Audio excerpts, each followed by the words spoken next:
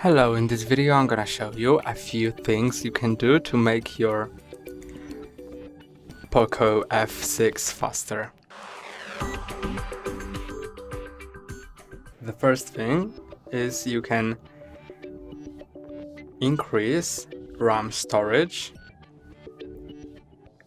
by going to settings, additional settings. Now find memory extension and choose your desired RAM extension. This means by how much your internal RAM will be increased with your storage space.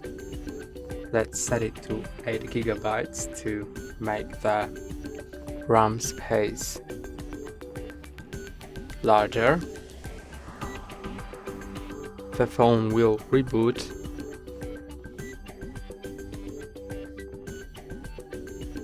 After the phone has rebooted, unlock it, and now it's increased its storage. And the next thing you can do, you can make the animations appear faster. That's how you can see. Right now my animations seem kind of slow, but I can adjust it by going to home screen, animation speed, and set it to fast. And now my animations will appear faster. The next thing you can do, and the last one, is you can hold on some free space on your home screen,